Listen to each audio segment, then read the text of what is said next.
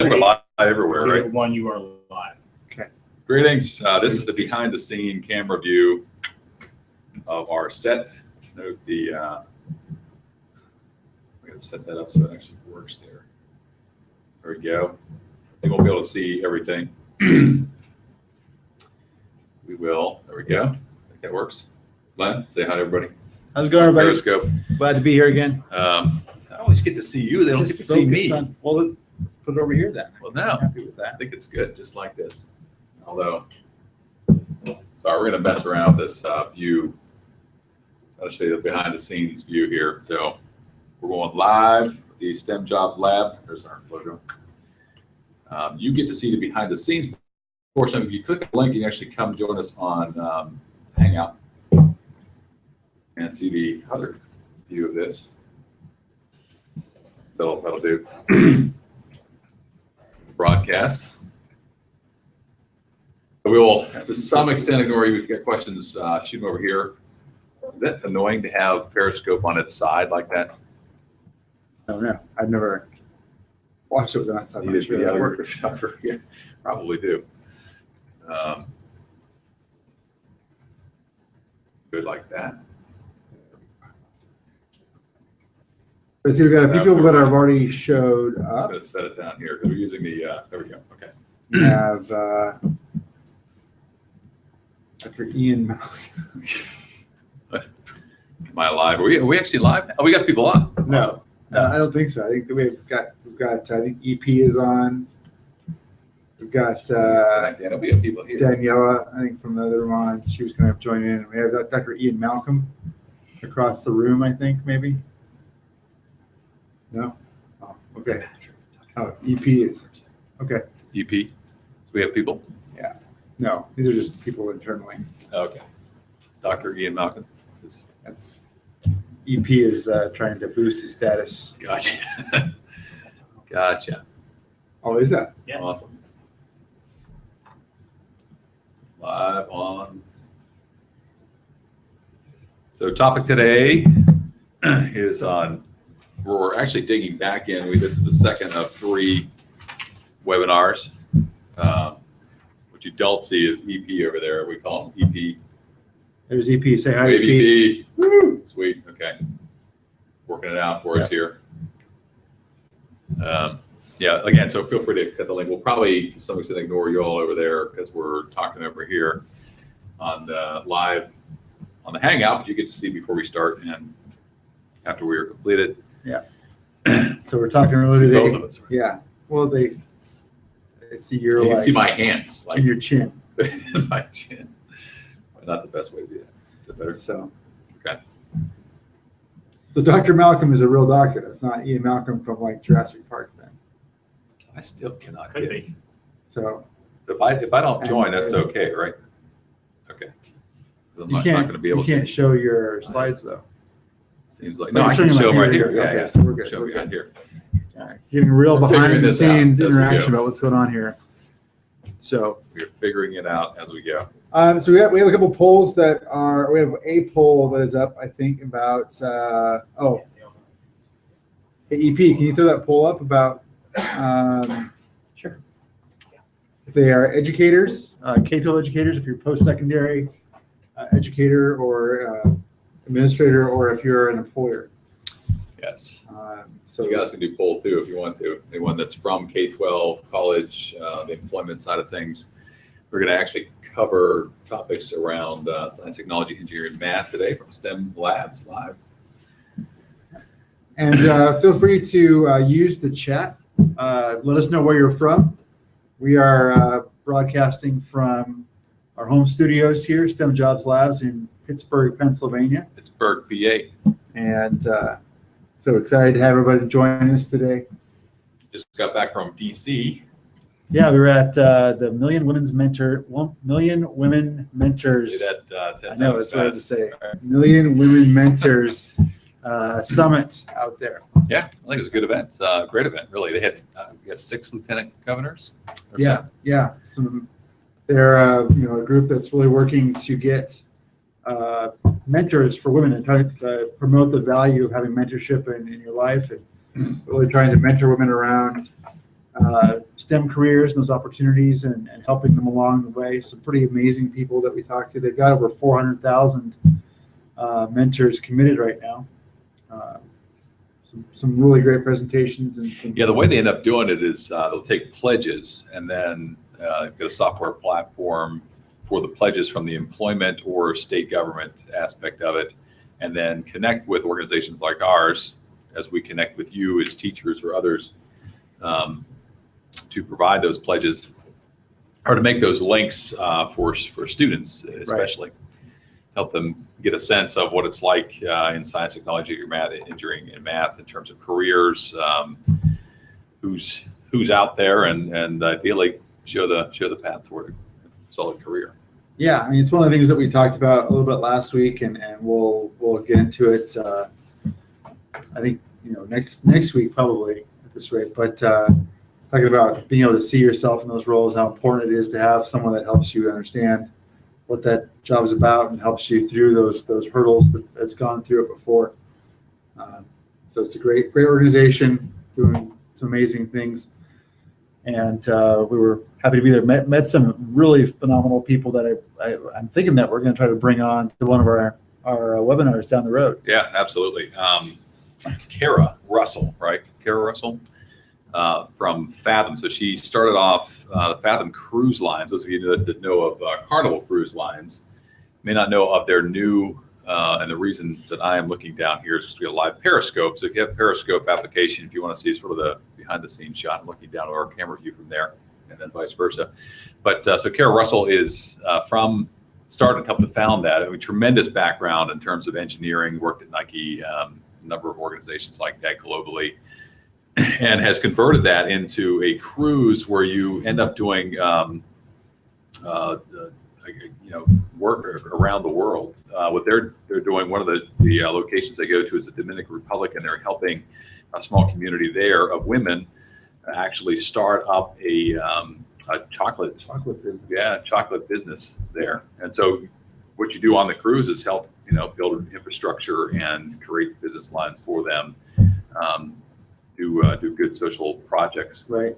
She was saying that their biggest issue is they built this phenomenal business around making chocolate, but they're getting huge demand for it, but they need more help producing it and stuff. So maybe if you join one of the cruises, you had a chance to actually walk away with a bunch of chocolate at the end of it too. It might be, interesting. I know that, so April is their first cruise they're coming out with, and then August will be an actual STEM-focused cruise, I think even for students that are going through that. So yeah, we'll have her on. Her story, just fantastic. Really neat entrepreneur, and one of the many that are coming. Our issue is just about to hit, going to print here very shortly, focusing on land, air, sea, space science, and have some cool topics there. So getting behind the scenes on solar impulse. Yeah. They circumnavigated the globe. We have a female engineer, aerospace engineer in their control center in Monaco, which would be a cool place to visit. Yeah, look at Monaco. Yeah. Speaking of space, I just I saw this morning that there are 2 black holes that they've noticed that I think are going to collide. Seriously? Yeah, seriously, and it's going to happen any moment now, basically, like next 100,000 years. That's any moment now. Well, that's relatively speaking. 100,000 years. Yeah. Okay. So I think that they're 3.5 billion light years away, which is that's a long way. That's even further than our drive to DC was. Yeah, it was. It felt like about 4 billion light years away. But no. So they're hoping to get some unprecedented data information about how the solar system and how the universe works from these 2 masses that they're spinning around each other right now, and they're going to eventually collide. And it's neat. Yeah, it really works. And we did behind the scenes at Interstellar, which tried to graphically depict this concept of the black hole and gravitational forces local to it. This issue coming out looks at the science side of that. So we have Lockheed Martin from the aerospace side that we've interviewed. Right. In fact, EP does a lot of these interviews. He's not on camera, but he's our man behind the scenes. So big shout out to EP out there. Yo, EP. Yo, EP. We have another audience, a live audience in the room today as well. So we may be heckled from time to time. Just ignore them. They won't go away, but all good people. So as we roll in, I know last week we went through the four, so there are four big questions, but the four, I guess, ingredients to the recipe around launching a STEM program. We're going to dig into, I think, two of them today. We're going through this, and we wound up getting detailed enough in just the one that we'll hopefully get through. Hopefully we can make it through both of them. Yeah. So if we start to, if you need us to speed up, let us know either way there. But if not, we'll actually just extend it out. So the plan is for this is the second of three to go into a third webinar next time. But we're also looking at the full schedule for the remaining part of the year, and I think some really cool stuff coming out of STEM Jobs Labs, as well as some content that will be good for your students. So I look forward to that. We one of the Abdul Muhammad, right? Right. So that story that hit this past week, where he built the clock. Built a clock. Right. Took it to school. Got arrested. Thought it was a bomb. Right. Can I say bomb in webinar? I don't know. Can we? No. We have the auditor in the back. I think Are we allowed so. to say bomb on a webinar? No. Probably not. Probably Okay. not. Well, too late. Don't We'll say edit. that. We'll edit that later. Okay. So anyway, So- we actually took we have an article online if you want to see it, where we looked at the images that we found from the clock that he made, and do a comparative analysis between that and if you just took apart an RCA digital clock Right. itself. And that's effectively what he did. He took apart a digital clock, repurposed that, reframed that into his clock. Right. He did there. So anyway, the interesting piece for probably your students to read. And that's kind of the stuff we look at. Take relevant items in the news today, get down underneath them for students to have a good sense, and for you to be able to use in the classroom too, and talk about relevant topics like this. I know next year we'll be hitting the election cycle, and the STEM behind elections will be interesting. Yeah. No. The whole. We were talking on our way back from DC about polling. You running for president? I think. Me running for president. Right. That I don't remember that part. Maybe I was tired yesterday, so maybe that was it. But, Right. Yeah. No. yeah, I mean, just the whole thing about polling and how is it possible to poll a few thousand people and get so close on results for an entire country? The new mechanisms for elections and some of the interesting things around online elections and concerns around hacking those things and all those lots of interesting facets to that really heavily involve technology and math and data sciences and those kind of things. So that'll be fun. Yeah. So Good. we're getting close to time now. We've got a few more folks have come on board. Again, if you want to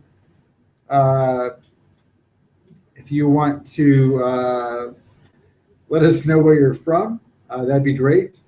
And love to hear where you're at. And we're here in Pittsburgh. We've got Got a poll on there too to see if you whether employer, post-secondary, or K through 12 in terms of representation. What are we looking at right now got about 8 people on so far. in terms of the poll? Oh, Like they're ours? all corporate right now. That's it. Oh, So, good, excellent. yeah. All right, that's great. Yeah. Yeah. So So good, because we're gonna. I guess last time we had a lot of K-12, so good to have corporations on board today talking about making these connections and partnerships. And so you may not have heard, I guess, some of the questions and pieces that we had, but that'll be good. We'll dig in and how to connect your organizations to schools. That's sort of my end of the world, is that the job side of things. That's why you're probably wondering why we're wearing these particular outfits. yeah, One of those is because he keeps blowing stuff up, and I don't like to get them on my shirt. you can't really so see my chef coat as it much. is a good, chef outfit. We Yeah. got a image of you. Can you show that picture? Yeah, Okay. see if I can do that here. Oh, you know what? I sort of know at the end, which doesn't help. Yeah. So There you go. So yeah. this is you. That's- Bananas that's me. Foster, I believe. Yep. We took that image. Looks a lot like you. It's like Yeah. someone just pasted your face on I do like to cook a lot, and I love Bananas Foster. I like flames, so Yes. it's all good. It's all But really what you've been cooking up are the 4 ingredients, which is student opportunities, career focus, diversity, and partnership.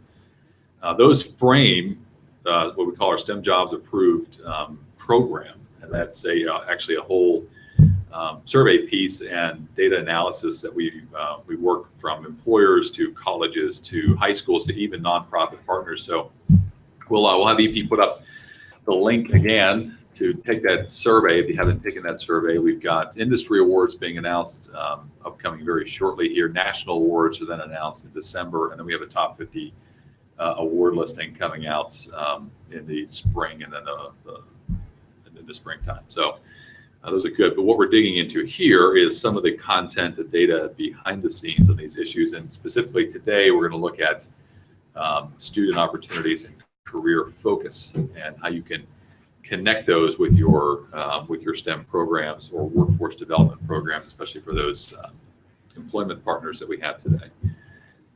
Yeah. So we dig into that. I guess so. Background-wise, there are four primary questions. And I will say too, there's some lag in what you're viewing and what we're saying. So if you have questions, please ask the questions. We'll try to get to those and to answer those pieces. And if there's any lag on there, just give us a little bit of time, and we'll jump into those questions as soon as we can. So what you're seeing now are the four primary questions that we try to ask. So, last week, the suggestion was look at your STEM programs. So you've got to run your workforce development programs or student programs that you have. Ask these four questions, or see how your programs answer these four questions. If you can answer these four questions, the more effective you are at answering these four questions, the more effective your program will be in terms of outcomes. And the three major outcomes we're looking at are developing greater pipelines of college-ready, college-bound, and career-oriented, career-focused students, which comes down to really their academic outcomes that they have on their selection in STEM programs, and then ultimately quality hires. And so we talked a little bit about programs that we had that really developed starting in middle school and led to quality outcomes. Later on, we're going to dig into a little bit of the college end of that and the case studies today. So. Yeah, absolutely. So should we start doing these questions now? So the first. Yeah, I'm going to flip just between those. I think it's hard to do that. Yeah, I think that was helpful. That was helpful. So the first one, when I was teaching this all the time, is when I was going to use this. We have to give students the opportunity to experience quality STEM instruction programs, give them real, genuine, real-world opportunities in the classroom to see how those skills that we're working on are used out in the workforce. So that's the first one we're talking about.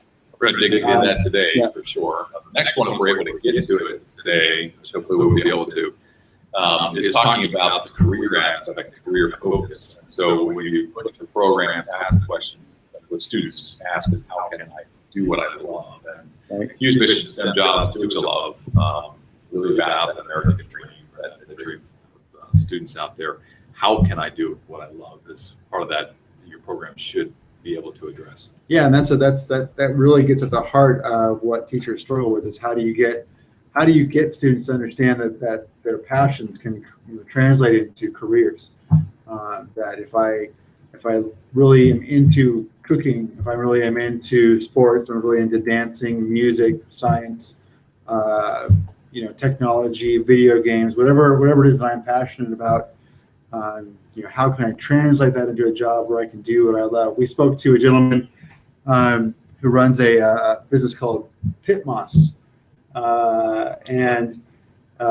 It's actually artificial peat moss that's probably going to save the world in some ways. I mean, the destruction of the peat bogs is a huge environmental issue, and he's developed a synthetic peat moss that's far better than regular peat moss. And he was on Shark Tank too. Yeah, and he was on Shark Tank, and he got partnered with those guys through that, and has this amazing product. And we were talking to him, and one thing he said was that from a very young age, he had a greenhouse, and he loved plants, and he loved growing things. And he was on the verge of going to law school. He had moved to Boston and was going to go to law school, and just said, you know what? I don't want to do that. I want to. A great decision. Right. Sorry. Right. That's the lawyer. No, but he wanted to do what he loves. So he actually went and worked at a nursery for a few years. I mean, when the trucks would come and back it up with all this peat moss, he started wondering, well, what is that stuff? And started digging into it, and that inquisitiveness, that ability to really use all of those skills that he had. And we'll talk more about this a little later on, about the importance of of that. But it's so critical to be able to follow what you really are interested in, what you love. Absolutely, and it's possible, very possible. Yeah, that's probably the big piece of that. The next one is diversity, that diversity aspect, and we all know the numbers where they are in terms of the workforce needing greater diversity in these STEM areas. 74% white male, and a lot of skills that reside in minority and female students and graduates and workers, but not coming into this space. And so it's kind of twofold, but it is fundamentally answering, is there a place for me? And that is diversity in the opportunities that students have access to, as well as diversity of individuals accessing programs. Yep. Yeah, we were out in DC at the Million Women Mentors Summit, so that right that time. There you did. And just so much great stuff going on there about how to get more women involved in STEM fields, how to mentor them, show them the way. And it's applicable not just to women though, but minorities and even young men. We want the STEM pipeline is by no means full of anybody. I mean, we need to really overflow that pipeline. We talked, I think, before last week's show about if we need 6 million STEM workers in the next 4 or 5 years, that we actually need probably 24 million people to be going into those careers because of the ratios in terms of how many people actually get pulled away from STEM careers too. Absolutely. So get hired elsewhere. If we need 24, 25 million people to enter STEM field or STEM, majors and really aim towards those careers, we need all people to get on board and be doing it. For sure. And I know that with the number of employers that we have sort of focused on here, if you've got thoughts around what you're seeing from a access to talent standpoint, it'd be great to share and bring into the conversation. So the last piece of that, which is why we're really building this out as partnership. So workforce development doesn't happen in isolation. And what we have seen over the years is this challenge around the blaming of educators and needing to have better, more cohesive partnerships from secondary education and post-secondary education all the way up to employers, so that you're driving toward demand and toward need and toward real jobs that are out there. And so the final piece is, how can I get there? So if we're able to answer that question of, when will I ever use this abstract math concept, and can I use this doing what I love? Is there a place for me? And they see all that stuff. If they're still not able to access that job, they really haven't completed the cycle right at the end of the day. So those are the four. These last two we're not going to hit on today. Focus today is really on student engagement. So how do we engage students, graduates, and this could be students in secondary education as well as post-secondary education when they're coming out and graduate. How do you engage them from the employment standpoint? We're talking about talent management, talent development, talent pool development, relational growth and development. Now, one of the things that Million Women Mentor program that they asked was that it was a question about what are the metrics for workforce development? Are there solid metrics? And that's a key challenge for employers. You've got bottom line. That's all about how does this address and hit the bottom line in our organization. And so if there aren't clear ways to establish that this investment in training somebody who may or may not be employed with us lead to employment, then you've got some real challenges. And so that's one of the pieces that we'll end up digging into a little later. Just before we get into too much more, just remember that if you haven't already, take our poll question about what organization that you're representing, and feel free to give us some info on where you're coming from in the chat box. Let us know where you're at and where you're from. We've got Easy from Accenture on the chat. We've got Mary. I think Mary, you were, if I remember right, you were there last week, possibly from CalWestEducators.com. Awesome. So some great folks on there. But yeah, let us know where you're from and kind of what your if you're again that educator, or if you're college, if you're employer, nonprofit, we'd love to know where you're from and get your take on what you want to get out of these things going forward. So for sure. All right. So shall we roll into the first question? Yeah. Digging into that, when will I ever use this?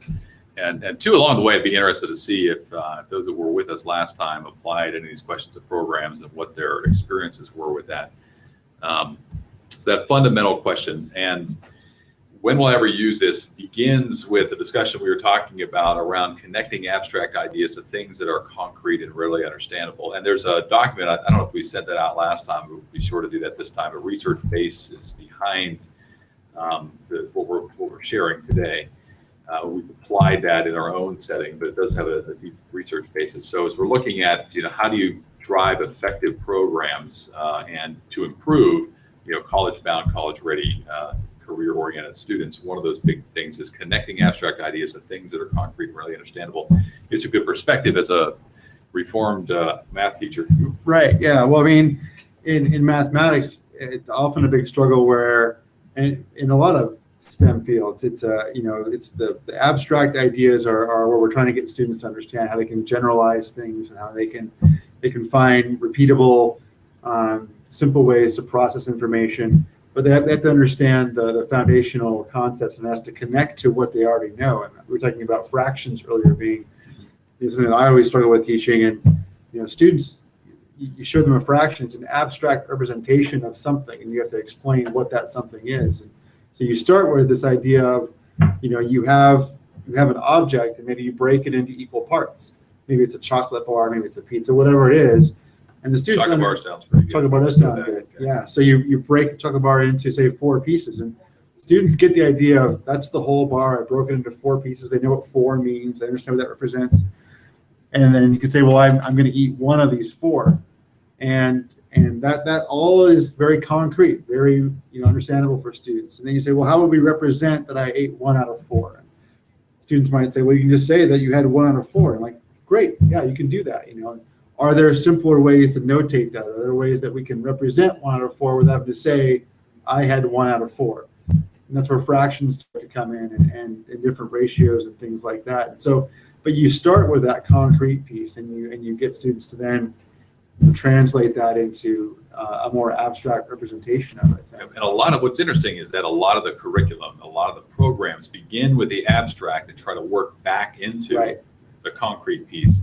And that's where what is very real math anxiety really comes or stems from that approach to things. Yeah, and from the career standpoint, I know I mentioned this last week, but trying to grab some abstract notion of what a job would look like and apply that back to concepts that we're working on in class, it doesn't work. You've got to start with this real sense of here's a job, here's what we're doing, and how do these different topics in science and technology, engineering, and mathematics, how do those apply to that job, and just make it really very real, very touchable for students. Yeah, which brings to the second point you were talking about earlier on with us, or with me, around this idea that math really is a language. I mean, it's we're putting up here this idea that creativity is as important as literacy, but fundamentally, these STEM subjects are a big piece of that. Yeah, I mean, talking about creativity and mathematics and comparing it to learning a language. When you learn a language, you learn conjugations of verbs. When you know the letters from your own experience learning your native language, so you know those letters. Sometimes you don't, though. If you're learning, say, if I was learning Chinese, there's a whole different symbology that goes with that, a whole different symbol system. But there's parts that you're familiar with.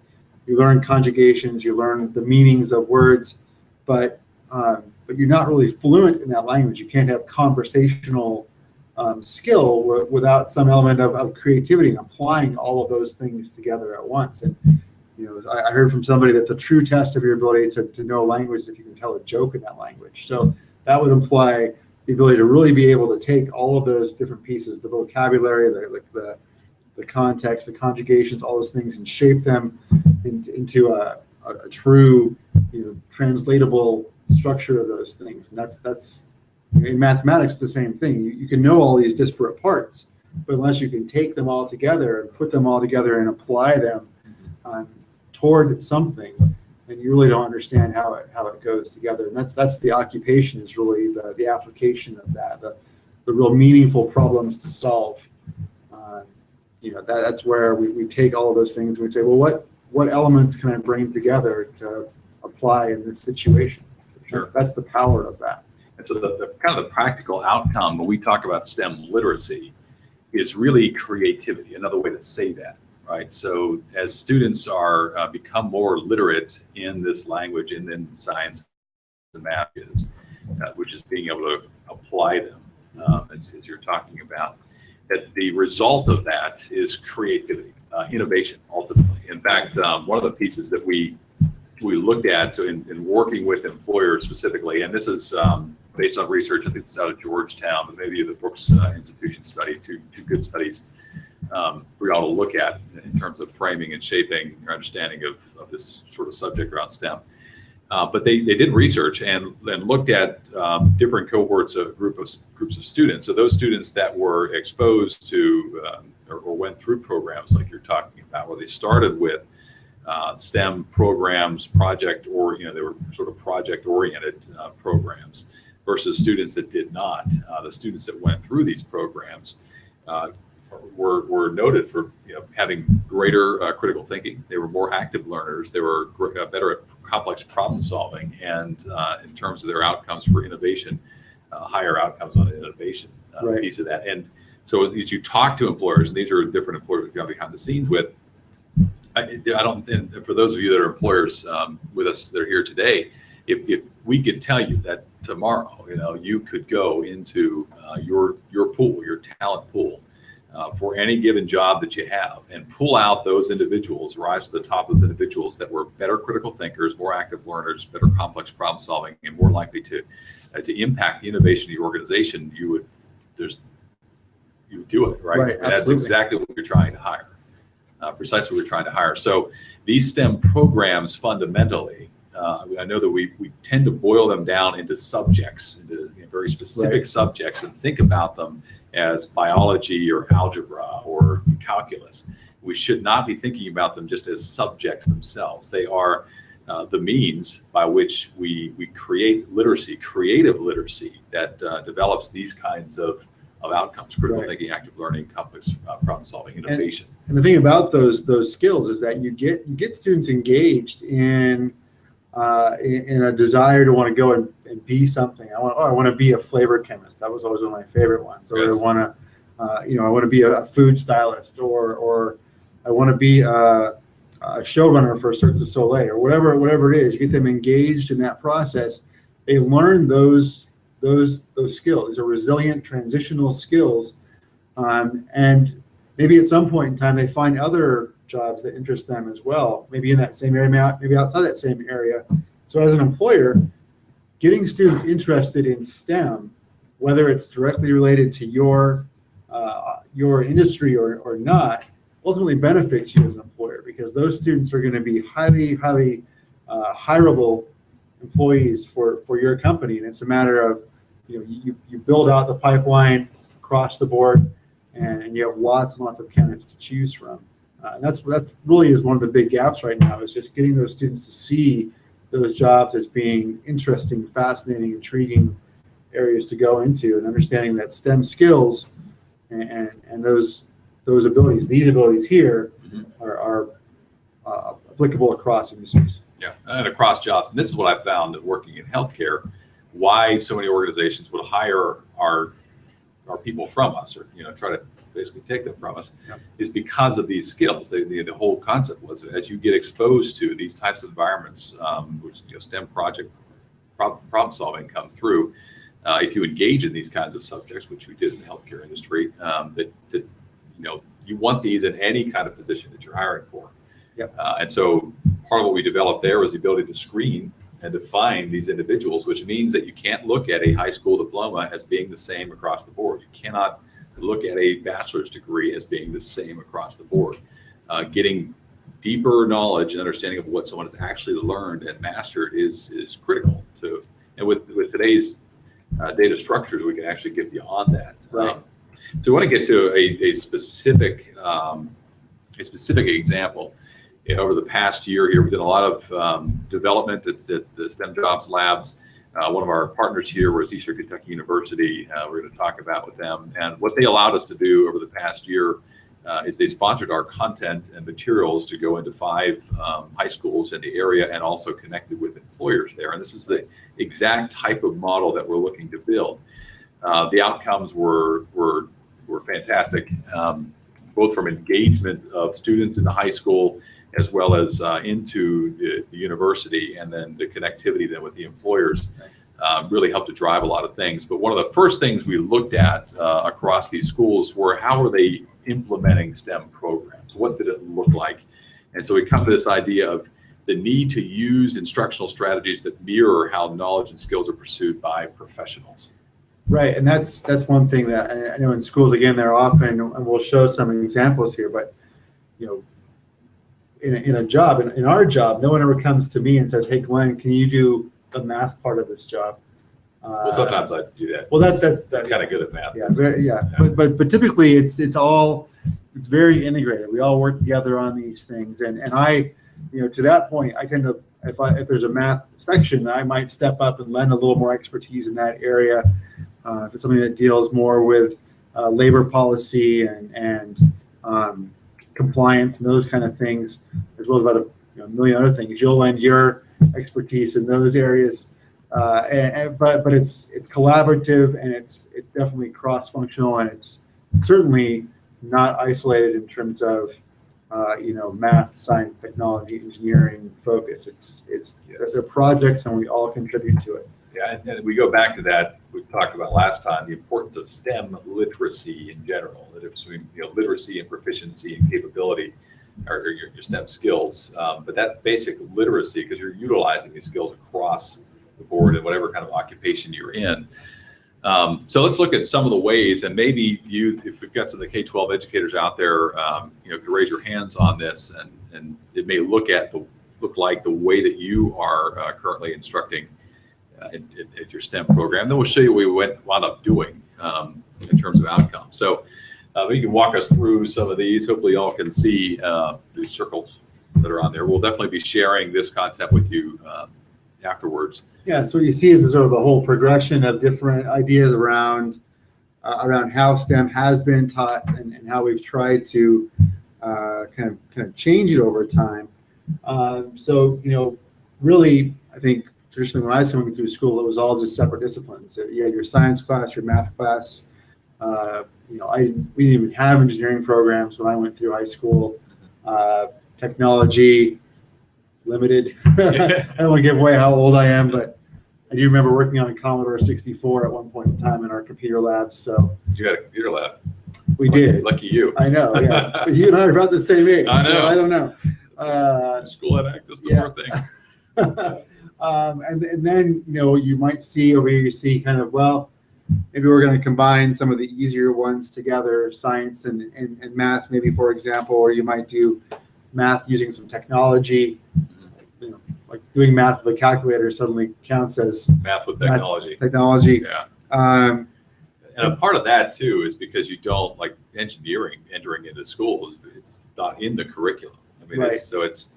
And in fact, for years and years, there's been this separation. You cannot teach anything about engineering design, et cetera, until you get into post-secondary and start getting into calculus-based sciences. Right. And so the organizations like PLTW, which has been a partners of ours, and others, we're seeing that engineering design is now beginning to percolate at least a little bit in the secondary education. Yeah, we're seeing more and more programs that are popping up. So you might see STEM classes where science is sort of the center piece of that, and then they fold in technology, engineering, and mathematics around that. You'll often see STEM programs, but still those subjects are taught very individually with little or no collaboration, but students are on kind of a STEM track within the school, so they do maybe more of those classes, but again, they're very siloed, very individual. And then start to see more and more kind of integration of this science and math with technology and engineering as sort of the bridge between those two. STEM programs that are coordinated across disciplines, so they might be working on some similar projects with some collaboration amongst teachers, but again, and that kind of is similar to this one here, where they're integrated, and here where you've got 2 or 3 disciplines that are combined. So you see lots of integration starting to happen. What's lacking in all of this, though, is that you're still thinking of these subjects as subjects, math, technology, engineering, and science, and not thinking of them in terms of how does that actually play out in the workforce. Yeah. So answering again, we go back to how do we answer the question, when will I ever use this? So a lot of different models in terms of STEM, and that's what we looked at. So we the sponsored high schools that we were working in, we ran this survey first. So how are you actually teaching it? How would you implement it if you could, if you had the resources for it? What do those look like? And these are the fundamental models that we've seen there, but we also have seen really around the country.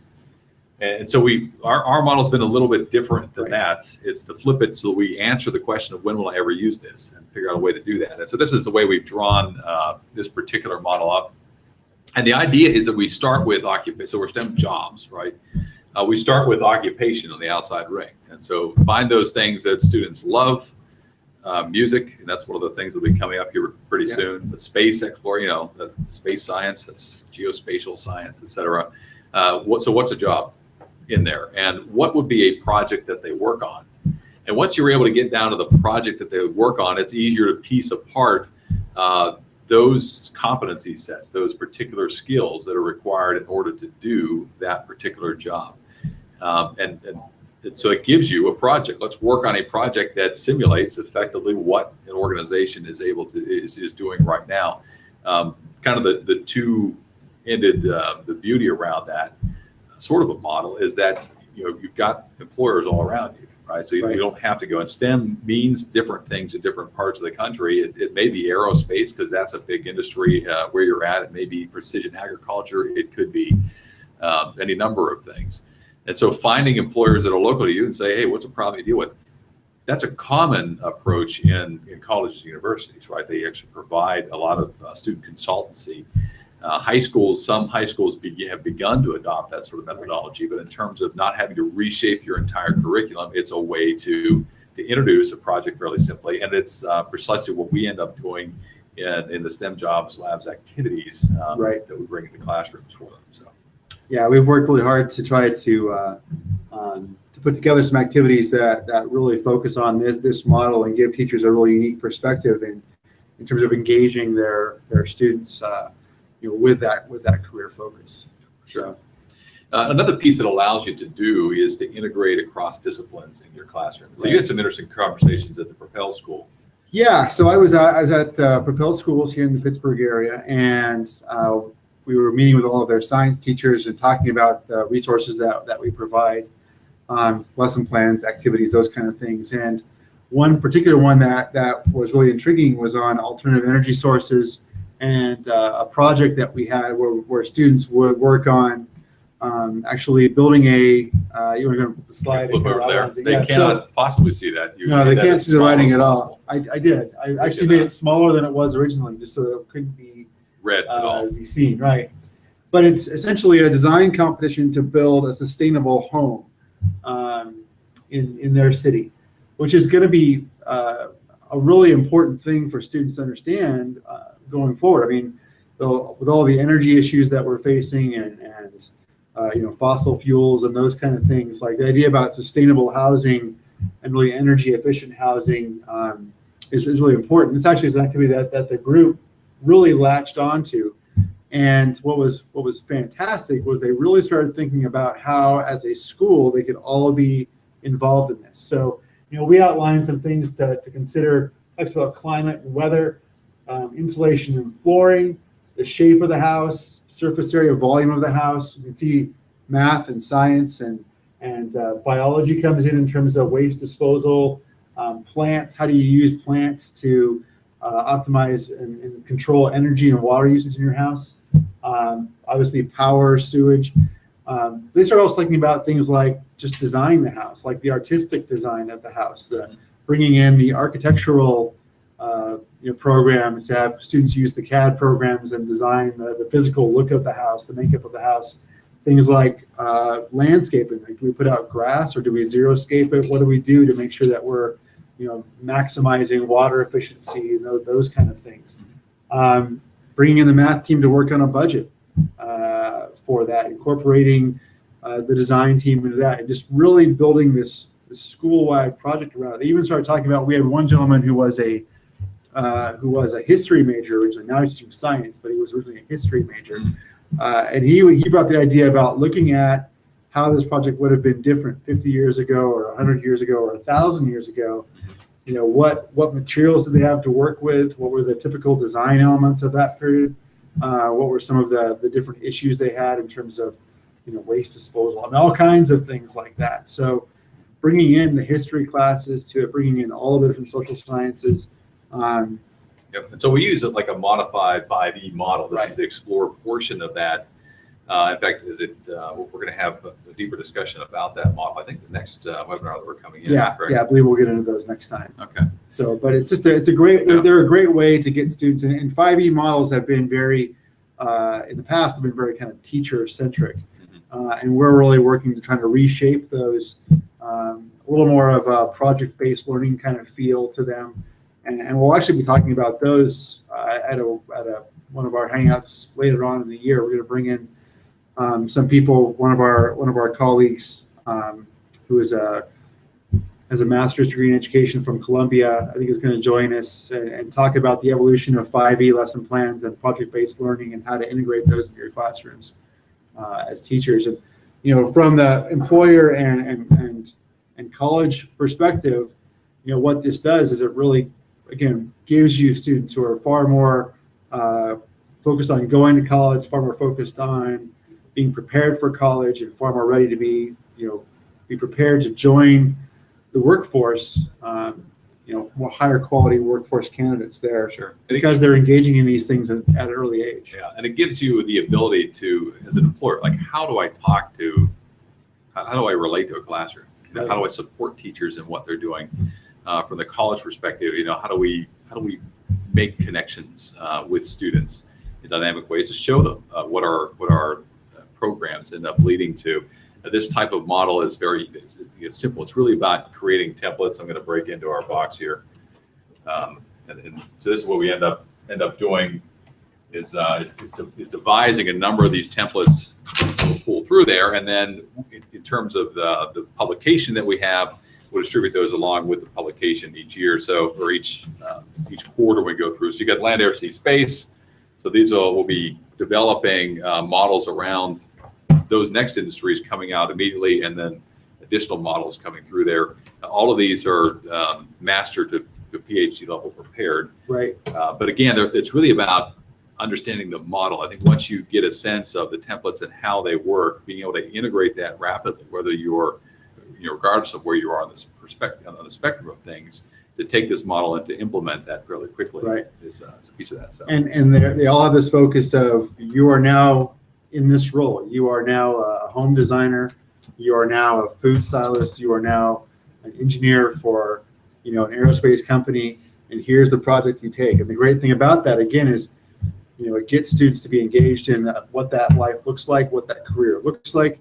And whether you are an employer in aerospace industry or not, getting those students engaged in that idea benefits your industry, because that student is going to be more engaged in their STEM courses.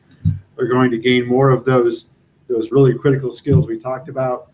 And when they do choose that career that they want to go into, they're going to be more prepared for it, whether it's yours or somebody else's. But again, we're filling that pipeline across the board with much more higher quality candidate that's coming out of school. Digging in there, I know we've only got a few minutes before we break into the end of this, but I do want to begin at least to touch on this second portion of how can I do what I love, right, answering that question. And so the research that we have behind all of this really digs into, started with the federal model. And so if you go to ONET, if you go to the Department of Labor site and you look at this phenomenal chart right here. So this would be one of the conceptual competency-based models on jobs in a particular given industry. And you can see all the way down from personal effectiveness to academic competencies, workplace competencies, all this sort of thing. And there are a lot of those as they're broken out. The question is, so how on earth, as a teacher, how on earth as even an employer, oftentimes I've found that employers don't have an idea of what skills and knowledge they actually need in jobs, and where the demand is. And so we've actually done full mapping of these particular models and the demand structures around the country that we're looking to share, and that we embed in each of the issues that we've got. We do that through these top 10 spreads. I think that's probably the kind of the foundational piece of each issue, right, is around these industries, 4 industries per issue. So land, air, sea, space, science. The next one's coming up, but we've done things like this one, which is looking at statistics and analytics, and have a whole model of our type program that's showing employers that actually hire for that, colleges that train around those areas, what that would mean and what that would look like. If we've got time, I'd love to kind of break into the model that we've developed around this, and see if I can pull this piece up here and present that. Yeah, and while he's bringing that up, I know there are a few employers that are there. If you guys have any questions around building your STEM pipeline, please ask that. Also, if you haven't already taken the poll on what do you struggle with in regards to your STEM programs, engaging students, engaging parents, or building partnerships, please take those poll questions. Right now, it's 50% of respondents have said engaging students is their most difficult part, and 50% have said engaging parents is the most difficult part. So if you haven't taken that, please do. We'd love to know what your thoughts are on that. And I know a couple of you have asked questions, Kevin and Mary, or Kevin has a question about conferences. So we'll make sure we get to that towards the end, like 5 minutes or so. So jump into this Q&A side of it, for sure. So yeah, engaging the parent piece, having programs that do these kinds of things can help that. But I wanted to break in just to try to bring these worlds together. So this is the fundamental core of what we've done at STEM Jobs. We're trying to give access to all of you on, right? And that is the competency. So what a competency is fundamentally is the knowledge or the technical skill that you need to perform at a certain level in order to function in an occupation. So that's competency that we're talking about there. Right. So if you take a specific competency and you group together all these competencies at their appropriate levels, and that's what we call an occupation. So that's what I kind of diagram by that little middle piece there. Standard occupation sets, and the vast majority of materials and resources that are out there are going to be focused on occupations. The Department of Labor has a number of occupations, 800 to 900 different occupations to find. Those change sort of year to year, but very slowly in terms of how they define those. They're defined by these different competencies within that occupation, and then they're kind of grouped together overall.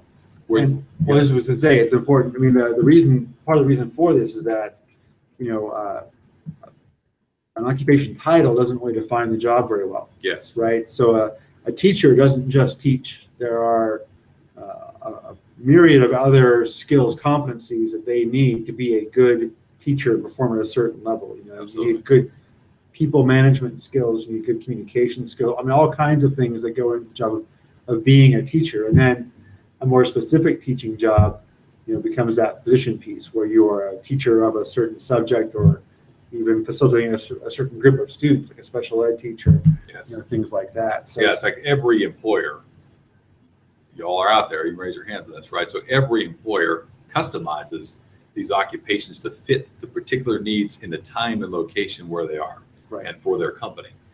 So when you're talking about, if you talk at just the occupational level, and then let's say a student goes and starts working toward a particular occupation, they end up at the employer eventually not prepared, oftentimes not prepared. That's what I found, right?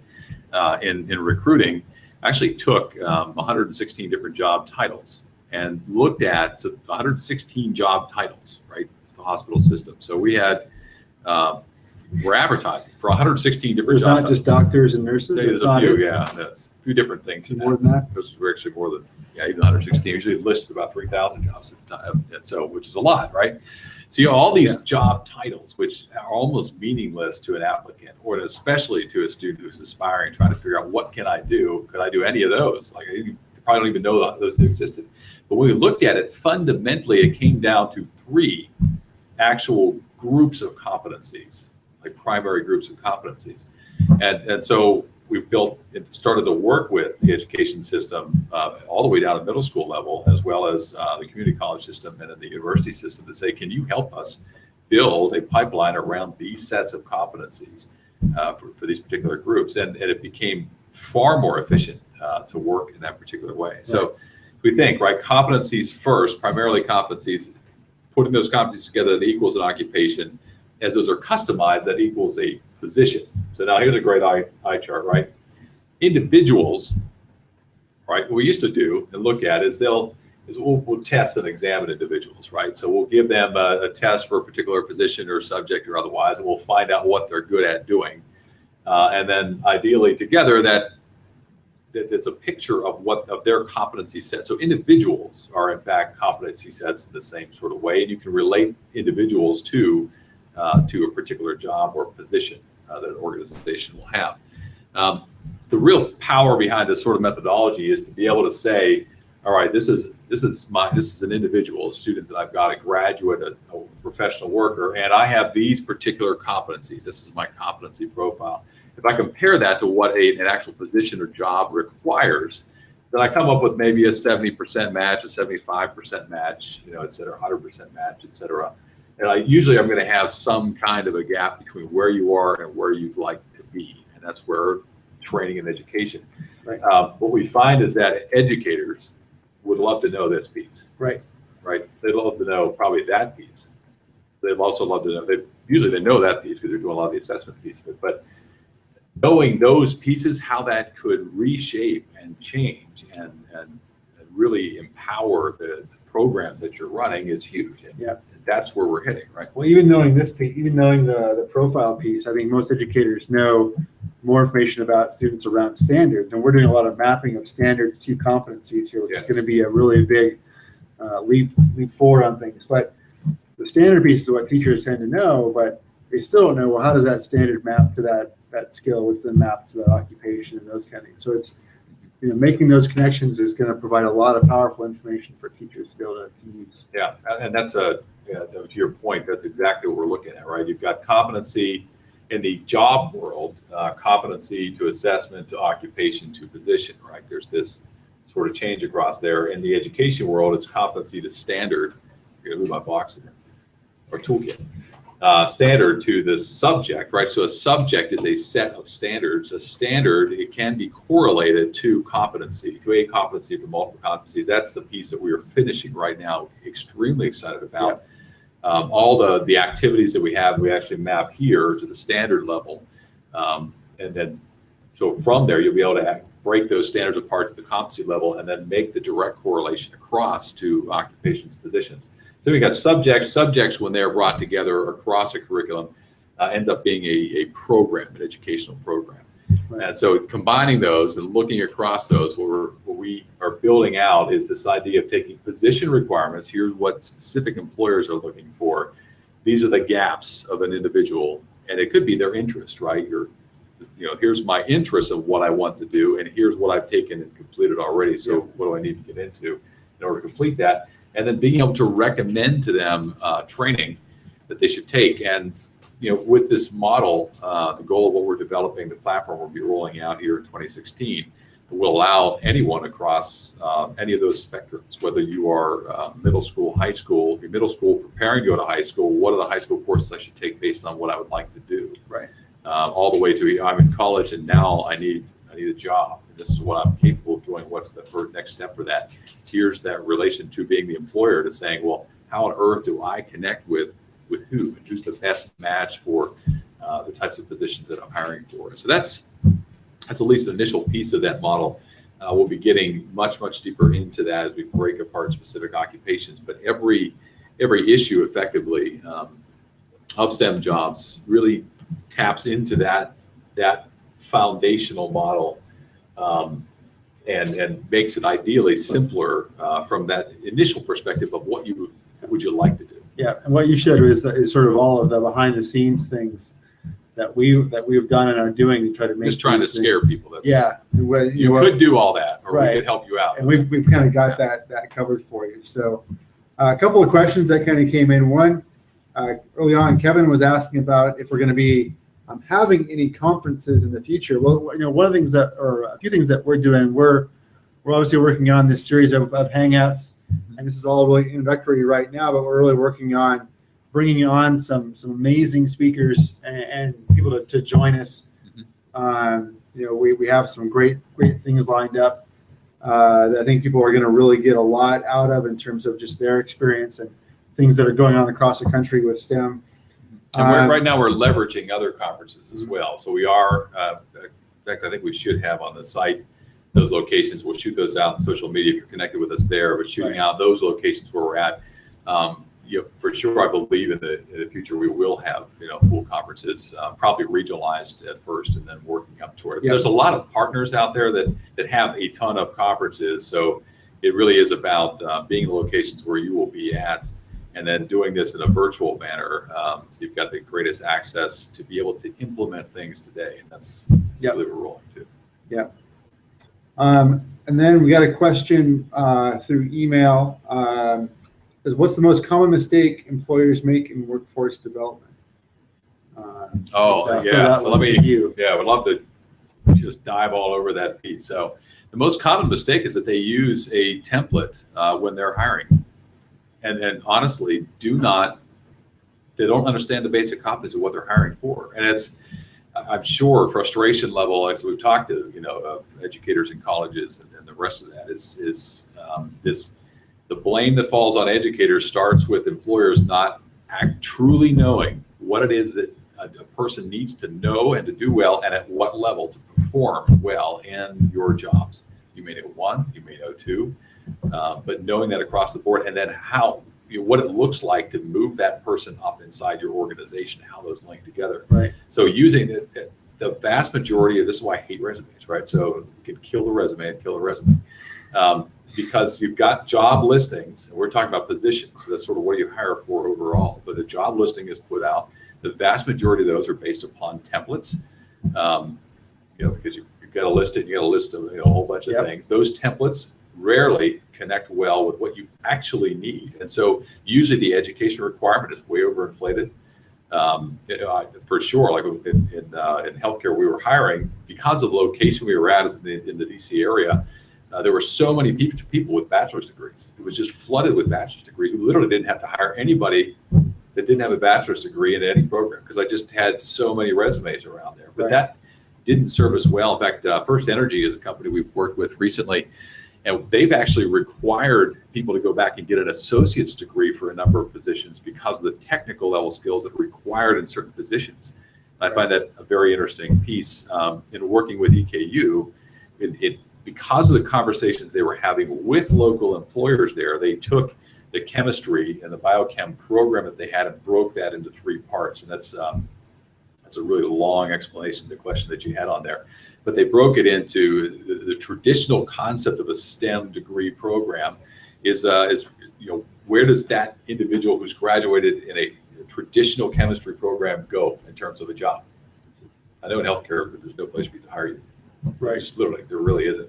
I mean, you're going to have to go on for a master's degree, PhD. It's a research-based program, but foundational great content that you're learning and skills as well. But how does it relate to a job? And so the next thing you see most universities doing is they're adding a pre-professional program to that. So now you can take a pre-professional track, typically pre-med, you know, something to that effect. What they did was the next step onto that, and then the forensics program was a good example of that. And it's interesting because the traditional academic model looks down on applied sciences as being something less than. In fact, it is and should be something more than. It should be the step up from that chemistry program, fundamental program overall. And that's what we saw as they started to apply more of these applied sciences as a step up from the traditional sort of research-based programs. They begin to see lift and degree completions and hiring rates increase. And we're kind of seeing that sort of a lot. Those are really long explanations to that question. I hope that answered it. But I've got a lot more that we could soapbox on that piece of it. Yeah. Well, and I think you look at it from the educator's perspective. Again, that's my background is, I think it's the opposite of, not the opposite problem, but they same problem, opposite angle. They don't understand the job requirements at all. either. So they have no ability to connect what's happening in their classroom in a real sense, and they tend to wing it. Well, you're going to use this, this particular math skill in, being a financial analyst. Well, you're not really going to do that. You're going to use some spreadsheets, and you're going to have a combination of skills. That's the only thing about competency based that I really kind of appreciate, is that it's not a singular skill.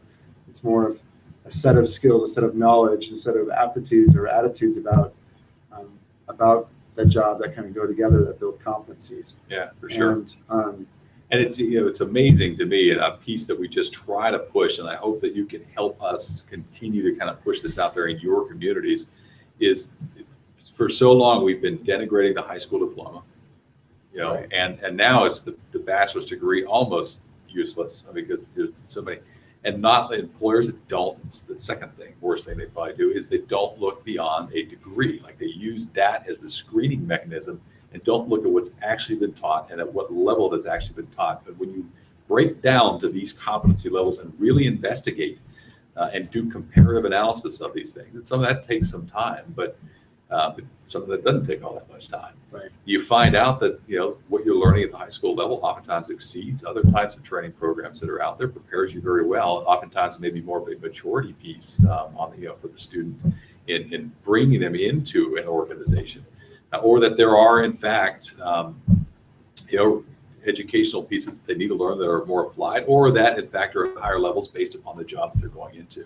But this sense that every job must always continually require higher levels of degrees does not make a whole lot of sense. We need to get smarter about what it is, the value that we place on what students are learning, and how we're developing these things. And I know the frustration on the employer side of that was just constantly seeing all of these individuals coming in not prepared because we hadn't engaged the education institution to tell them this is what we need today.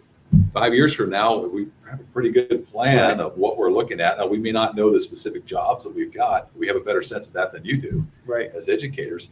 Here's our plan. Let's work together on this. Right. More of that needs to happen. And I think one of the things that I've seen in working with a lot of the state standards, Common Core standards, the new TEKS in Texas and other states that are working on standards, is you see these practice standards, you see these habits of mind that are integrated into these standards that really go back to those four things that we talked about. You want students that are able to be critical thinkers, that are have good data analysis skills, that are able to solve and persevere in complex problem solving, and that are able to think creatively and be innovative with what they do. I think the employers look at that as being those are the valuable traits to have, and the other skills around those. If you have those qualities, you pick up the other things relatively easy. Mm-hmm. And it's not always the case. Obviously, you're not going to pick up things like neurosurgery just because you're a good complex problem solver. Yeah. There's a little more work involved in that. But for a lot of jobs, when I've been hiring in the past, people that were highly energized, creative, good problem solvers, people that were able to do those things and maybe lacked a few of the other, skills that were necessary. I was with that and said, well, this is easy to train for. This is hard to find. Mm-hmm. So yeah, let's bring them on, get them on board, give them those other skills. And again, because they have those baseline qualities, training them in the other things is cake usually. Yeah, and then to your point, engineering is a great example of exactly what you're talking about. You track the trajectory of engineers from industry to industry. There's a tremendous amount of fluidity. Certainly, you got specialties. People specialize over time, but the fundamental skills, and again, whether you go in and you complete a degree in chemical engineering or mechanical or civil or electrical engineering, there's some fundamental specialty pieces that you're getting out of that. But those core, track them. You just track engineers, and we've seen this over time. They will shift between all of those different disciplines across different industries. It's an interesting piece of fundamental core skills that we're talking about. Yep. Definitely. So it's good. I know we're I think about time here, and our next web series on this, we're going to try to, that we didn't get anywhere near the depth on what I wanted to on the last half of that, but I know we've got 2 other of those questions we want to dig into in greater detail. That's next Tuesday. So this is Wednesday, last week was Thursday, right? So Tuesday at 2 p.m. Eastern time. Yep. Same STEM Jobs time, same STEM Jobs channel, right? Until then, thank you for your questions, for your participation. Share with others that are out there, and love, right? And if you haven't done the STEM Jobs approved survey, I recommend you guys doing that. EP's got something he wants us to do as well. Oh yeah, you're going to get a link to a replay by, I know. We've seen EP to come over here on the camera side one of these days. You're going to get a replay link by email. Please share that out with others if you want them to get this information. And we look forward to talking to you all next Tuesday. Yeah, if you have any other questions, shoot them over. We're glad to answer those and to engage in with that. If you've got best practices to share, we'd love to bring you on.